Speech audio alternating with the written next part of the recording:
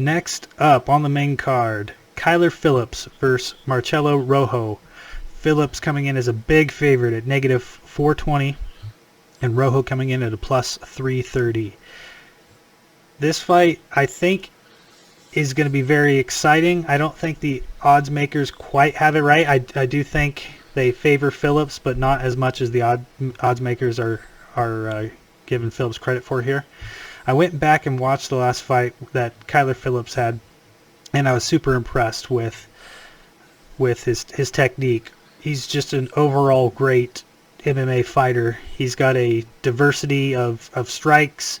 He can grapple real well. He has wrestling. He has good scrambles.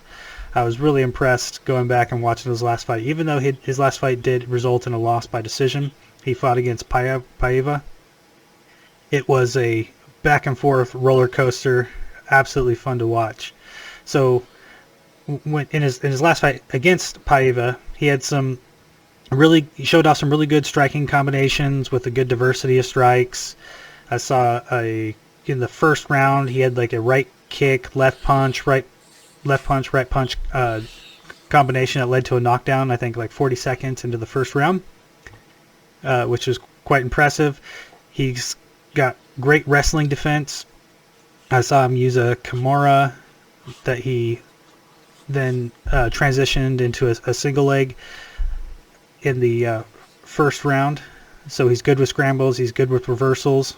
He's pretty active from his back. As soon as he was taken to his back, he immediately went for a triangle attempt. He puts his feet on the hips. He's trying to create space. He's able to reverse into a single leg and then get on top. So very impressive wrestling and grappling coming from Phillips. I saw him throw multiple spinning wheel kicks and multiple big elbows in the first round. Those spinning wheel kicks, as well as some of his other spinning strikes, I would like to see a little bit more of a setup with those, because some of them just kind of came out of nowhere. But he had Paiva hurt in the first round, and it looked really close to being a finish. And Paiva got kind of saved by the bell in the first round. Paiva had a really strong start to the round number 2, which is what made it a roller coaster fight, a really fun fight to watch. And you can see in round 2 that Phillips throwing these spinning strikes without a setup in round 2 did lead to him getting taken down. He just threw too many of them without a proper setup. He went to throw a spinning punch and was able to get taken down. But he does have really good scramble ability, so after he got taken down, he was able to fight out of it.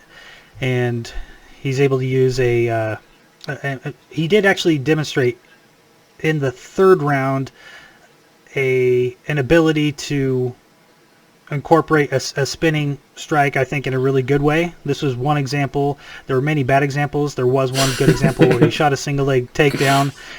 It didn't quite work out, and then when they were breaking away, he was able to land a spinning strike.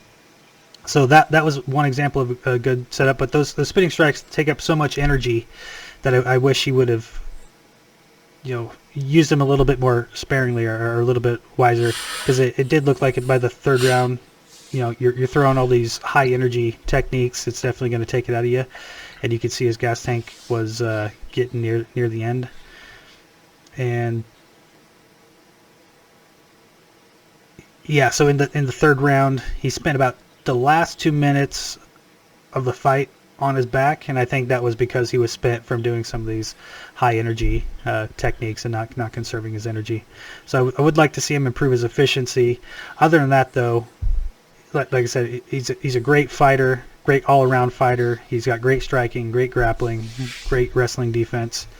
And the biggest opening I saw watching his last fight was that his overhand right, and this could partly be due to just how tired he is that he throws a big overhand right, and he has the bad habit of stepping forward also with his right foot, where he just follows through with his body too much, and so he ends up leaving his hand down. He throws his hand overhand and follows through like he's throwing a baseball, and that is really bad technique because it leaves you really open. Like I said, I think it could just be because of how much energy he's expending on some of these high energy techniques. So I think that if he conserves his energy a little bit, it will tighten up some of his striking technique. Now with Marcelo Pitbull Rojo, in his last fight, I was able to go back and watch his fight against Jourdain where he had a loss by TKO. In about near the end of the first round, or there was a couple minutes left in the first round, there wasn't a lot that happened in the first round. There was just some back and forth striking, but nothing that really stood out other than, and I think DC commented on it in the fight too, where he does this foot shuffle and then loads up his right hand and throws this overhand right, which is really interesting. I'm not sure if he's trying to like fake a Superman strike, do some kind of switch stance strike or what, but it seemed odd, and he did it multiple times, so that it might be one of those things that if he does it often enough that it could be something that a guy looks for that pattern and is going to be able to provide a good counter to it. Maybe we'll see it in this next fight coming up. In the first round, he had multiple big power shot attempts. I noticed with this guy, he's had a lot of knockouts on his record, and so I think he's looking for that knockout punch, and I think it was to his detriment in his last fight. Although I did see a lot of things I liked about his striking for sure. He was able to do some go to the body and go to the head in some combinations. So he definitely throws some good combinations. He definitely is bringing power, but I think he'd fare a lot better if he pulled back a little bit on the power, tightened up that technique a little bit, especially at this high of a level where the guys that you're fighting are not going to have quite the same amount of flaws in their striking defense. So with his big right hooks, kind of similar with Phillips, I feel like there's a lot of openings when he's throwing his big right hand, where he's leaving himself open for counters.